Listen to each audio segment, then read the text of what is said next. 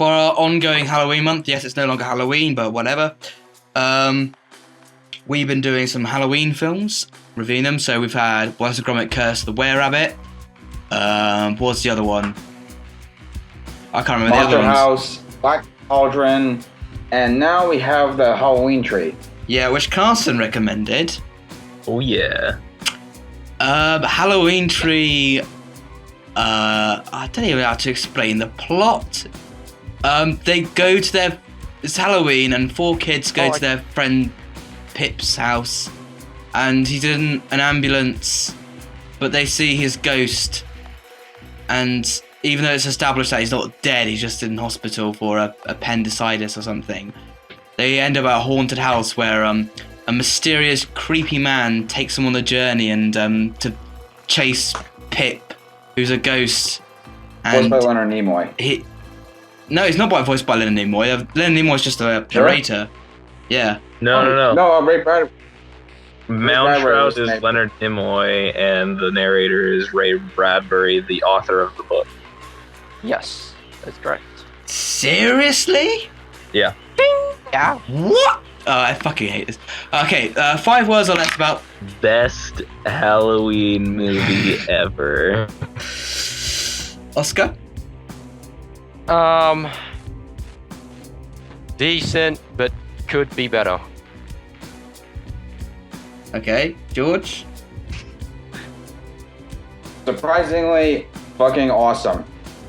Wow, okay. I'm gonna say, why was Mr. Burns here?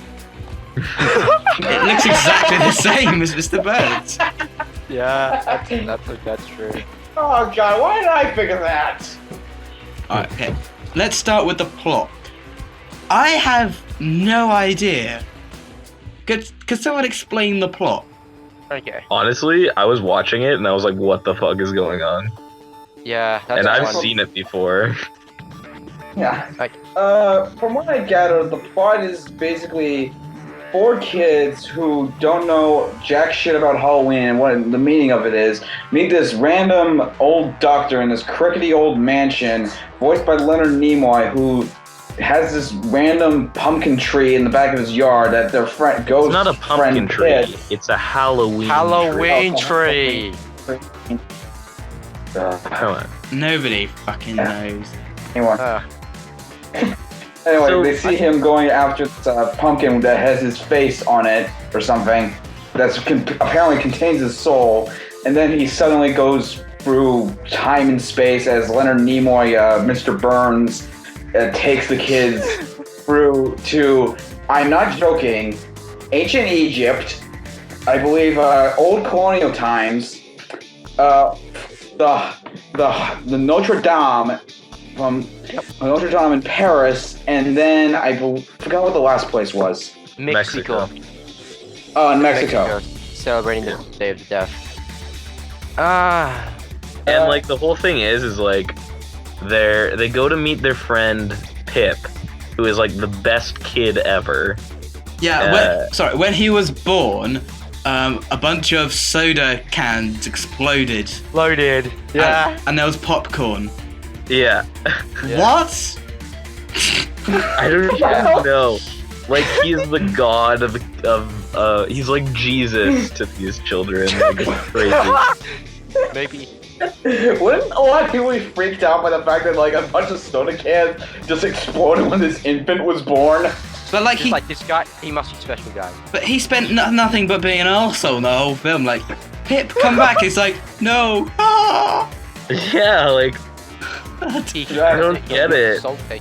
I mean, and then like it's so obvious that like so they go to Pip's house and they see him being taken away in the ambulance for appendicitis, and then they go up to his house and there's a note and it says to Tom and the gang. Like, so it's so obvious that they want Tom to be like the main protagonist. I did not even notice. I did not even notice. Well, like, it's so obvious. Like, Tom's the one who like is like, come on guys, we'll like beat him to his house or whatever. And then they're like, to Tom and the gang. And then they go to Malmshroud's house and they're like, "Ooh, skeleton! What are you? I bet you don't even know why you're dressed like a skeleton." He should have been like, well, because it's fucking Halloween. Yeah, right? Like, and that's the other thing, like, throughout the movie, they go to these different places and he, like, shows them these things based on what costume they are. And then he's like, "So, have you learned why you're dressed like that?" And I'm like, I haven't learned why. Exactly, I haven't learned why. Yeah. At the ending as well. Somehow this Leonard Nimoy, Mr. Burns, captures the soul of Pipkin, and the kids end up trading a year each of their lives to him. Like, I thought, literally just occurred to me, what if this character, he schemed the whole thing, he planned it all out, so he captured Pipkin's soul, then kind of like tricked them into becoming like braver and taking more risks, so at the end they would be willing to trade away their lives. Yeah, I mean, like, is that the plot? I don't get it, because like they go to Malmshroud, right? And like the whole movie, like, he's not the antagonist, and then all of a sudden at the end he's like, what? You know, the antagonist could probably just be Pip. He's just an asshole, a general asshole to everyone. That's His friends just like, want you back. And that's then the thing, like, it doesn't. Screw you guys.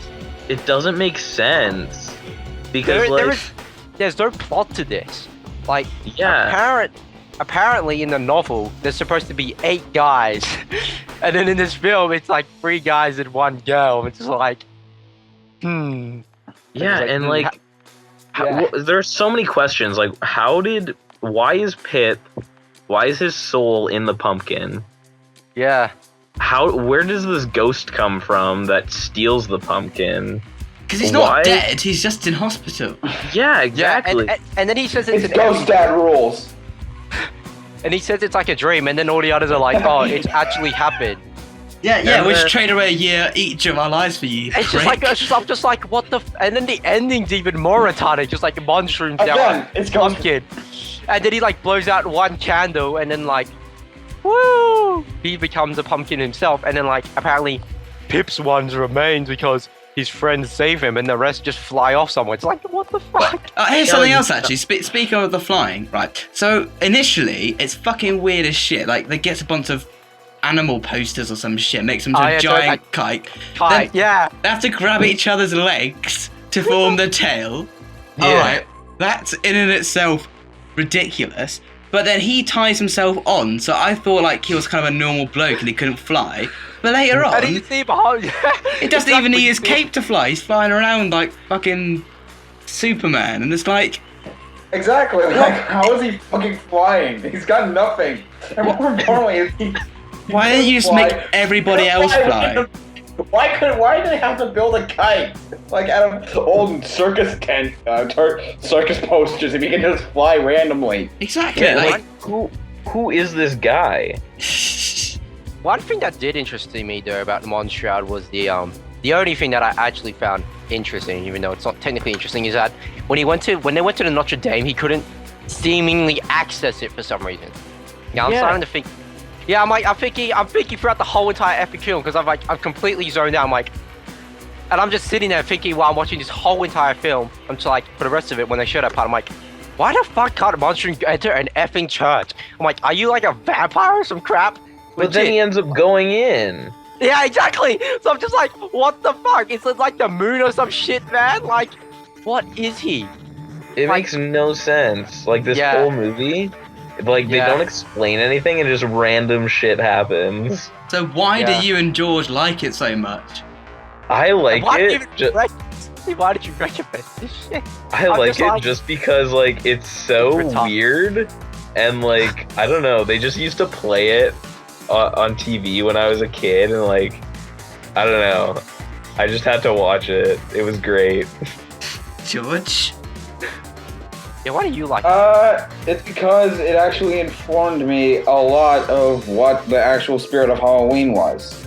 Because beforehand, because I didn't get any of that. I knew everything I you were saying. Pretty much. Yeah, I did too. I understood a lot of what they were saying because beforehand I never knew anything about where Halloween came from or that kind of stuff. And this was actually very interesting to see them explain it in at least in my opinion, a very entertaining way. Okay, so the kids were dressed up as a mummy, a monster / gargoyle thing, a skeleton, and a witch. So can you go and explain why each of them were dressed that way? Oh crap! I forgot. My face. The mummy was because. The mummy was because there was a ritual in Egypt is where the idea of trick-or-treating came from, where they would leave out food, I believe, and herbs or something for the dead for the spirits that would come by, and they would have the mummified corpses for dinner. Yeah, Feast of Ghosts. But why are they dressed up? The witches I didn't get yet. The witches I didn't understand how the hell do witches relate to effing Halloween? Like I didn't get that. Honestly, I could get the mummy, I could get the skeleton, but I couldn't get the witches. The witches just is it because they're just scary things? We just assume they can do scary things, so Halloween is scary, so let's just put it in. Because there was a really boring story, because they had to give out food to the spirits to appease them, right? But where does costumes come into that? You don't have to dress up to do that. Yeah, that's the thing. They gave these bullshit answers as to why they're dressed up like that, but none of them had anything to do with Halloween itself. Yeah. I have two. Well, I think it might have been because what they were dressed as represents an origin of where the Halloween that we know comes into play. What the? Oh my god! I'll tell you why we dress up as mummies. Because of the universal classic monster movie, The Mummy. Oh yeah. That's why we do that. That is true. We dress up as skeletons because skeletons are fucking creepy. Yeah. We dress up as witches because they're magic and I don't know, ugly and shit. I can't tell you that one. And we dress up as monsters because they're scary and it's Halloween. It's supposed to be scary. I don't know. Oh my god. The answers they gave in the movie were so bullshit. Yeah.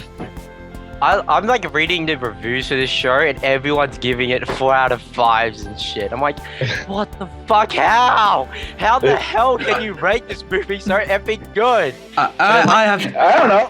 How does it under the shit have a 85% on Rotten Tomatoes? Why the fuck does How to Train Your Dragon 2 have a 92%? Why the fuck does Godzilla have a 73% on Rotten Tomatoes? I don't fucking know. It's just how the world works, Oscar. We live in a terrible world where idiotic people highly rate shit because of small insignificant pieces of shit in this pile of garbage. Alright, that's why. Or because they... You had one bad day. I don't know what to say to that.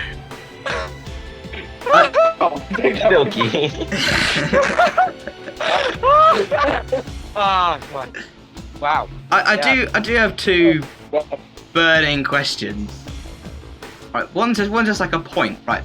So you know the bit where the final confrontation with the pumpkin or whatever, and they got all those zombie things, and then the guy's like, "So why are you dressed like a skeleton?" It's like, because I saw some dead people, and that's like, no, why are you dressed as a skeleton? What have you learned? And it's like, you have to look death in the face and say, not today. Yeah. And it's like, okay.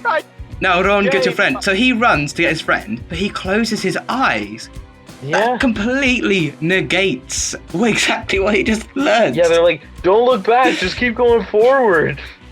With his eyes closed. It's like, that's not facing death. No. Yeah. It made no sense. So that meant very little. And the other thing was, I didn't... Because there's so much magic in this film, right? Mm-hmm. And seemingly not from Mr. Burns, creepy Mr. Burns. From other stuff like Nemo. yeah. Nemo. So like when like the gargoyle kid summoned all those spirits or whatever, or the spirits are flying around eating shit. But then he says like with the witches, like, so did they turn anyone into frogs? It's like, nope. It's saying how a witch didn't do all this shit. I'm like, well, hang on a minute. You can do all this shit. There's all this other shit going on. Like, why is that I beyond? thought the exact same thing. They're like, so like witches, like they have magic, right? They're like, he's like, no, that's stupid. Shut up. Like, they didn't have magic. They were just smart. Shut up while I summon some dragon gargoyles for us to fly around on. Yeah, and then like literally 2 seconds later, they fly on broomsticks. Like, who else wants to try? But this does beg the question: why did they leave the broomsticks? Why not just use the broomsticks all the time? Did they just not work on the specific time period that they're in? Please explain, movie. Because I don't care. Well, didn't they do that with the gargoyles, and then the gargoyles like broke down? So maybe that's why they didn't use brooms. Well, yeah. Because the gargoyles, and when they went to Mexico, they used gargoyles, and the gargoyles like screwed over, and then they got teleported back, obviously, to their own dimension. So that maybe. Well, actually, no, the gargoyles turned into stuff. Yeah, but like, yeah, that's what I'm sort of alluding to. Maybe they couldn't use it in different time periods. But yeah, this is a kids' film, so you know, I don't really expect them to like do this much. Also, we kind of need a move. Yeah, we should probably so confusing and like. I don't think there's meant to be a story. I pretty much think it's just like, oh, kiddies, today we're gonna. The studio's like this. How do we appeal this film to kids?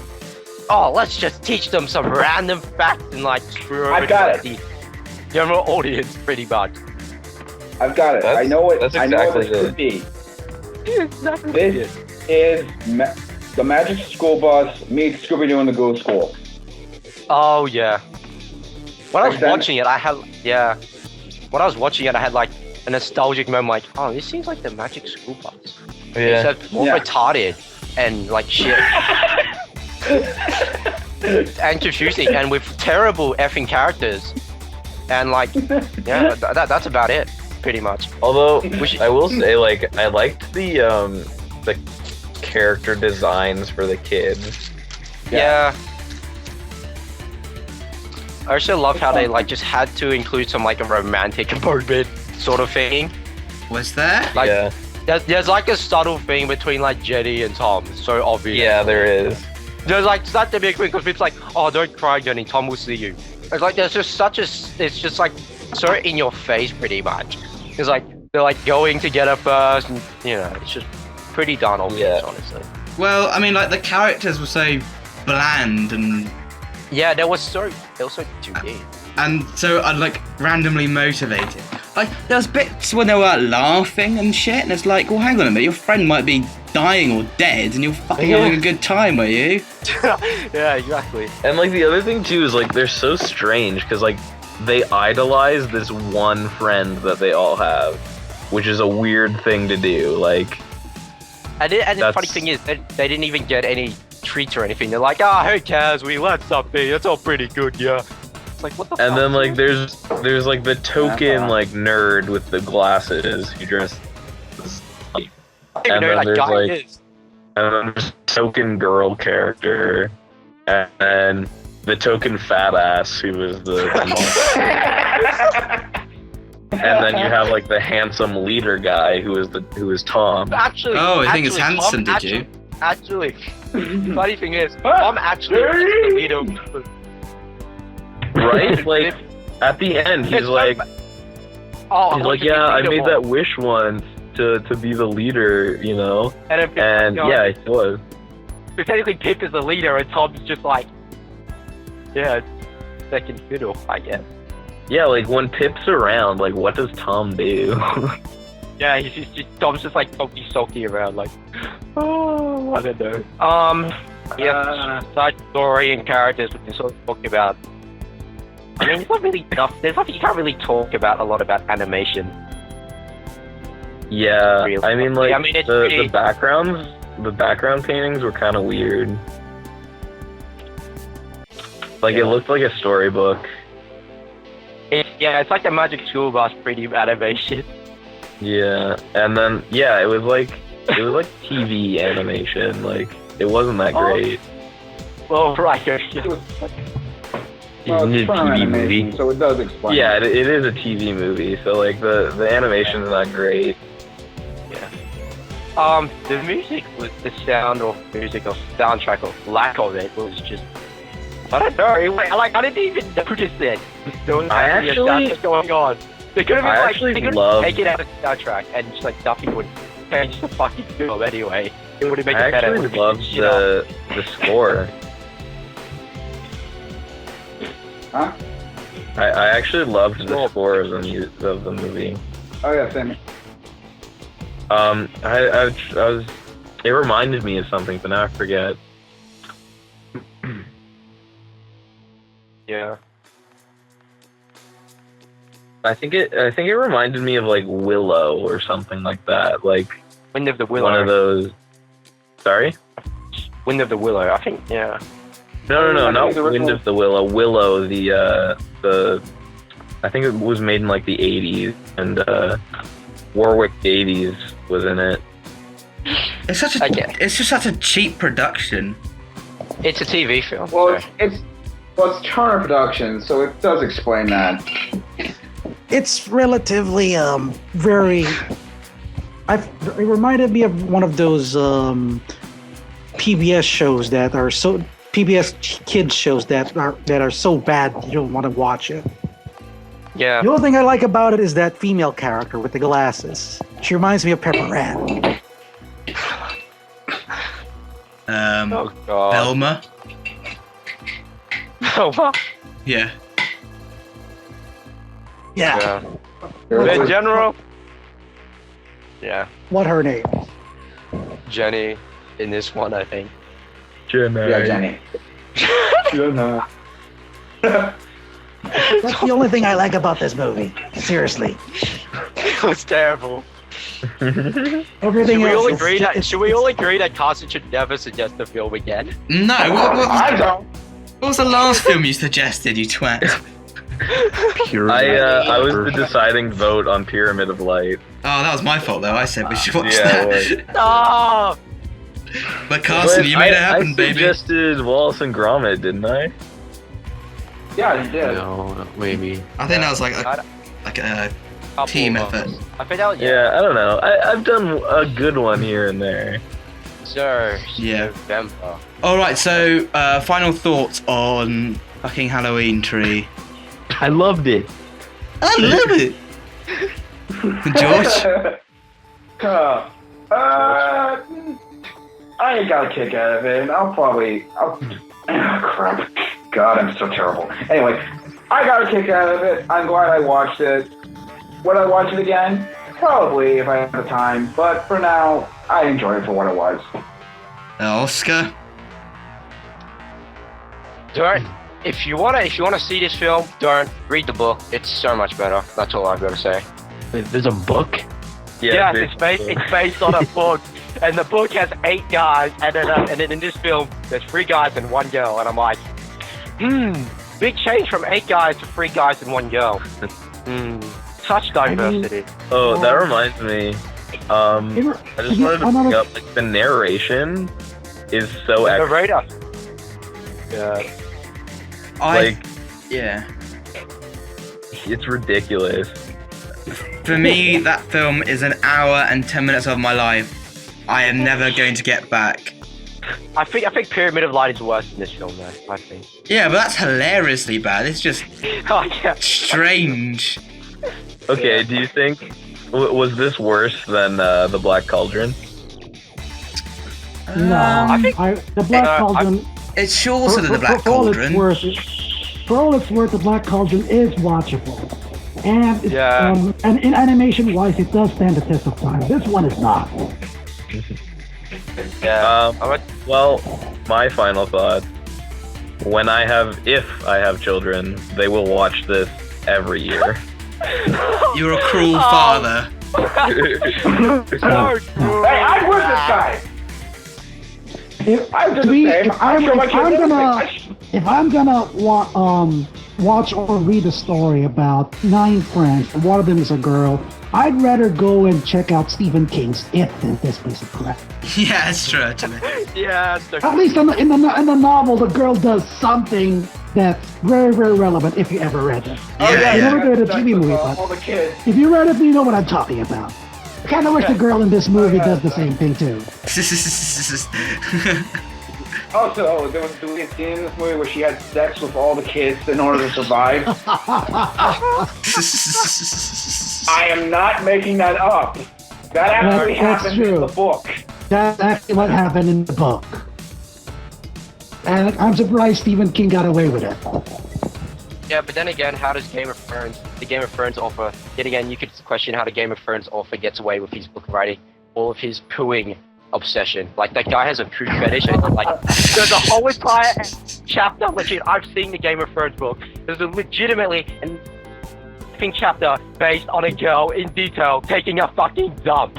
So if Stephen King can get away with that, then if he can't get away with that, how can he get away with that? Well, there's nothing wrong with a coming of age story. They're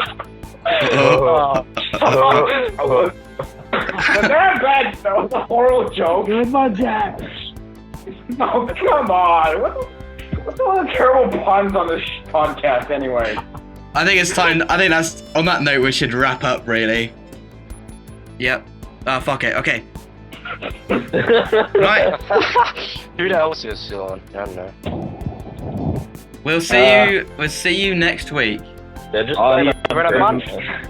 and You guys, like, You'll be joining us next week with our Superhero month through the rest of November. See you next week on the Master Toons podcast. So join us next week when we talk about our movies regarding superheroes. And don't forget my upcoming review on Over the Garden Wall. For Jack Hayward, Alpha Court, George, Carson, and Curtis, this is Real Good for Arena 6. I am recovering from a sore throat. See you guys next time. This is Carson, and I'll see you later. Apricot, I won't be back for like 2 months, so ciao. Right. See you next week, Marge Simpson. This is a close bug. Get out of here. Bye.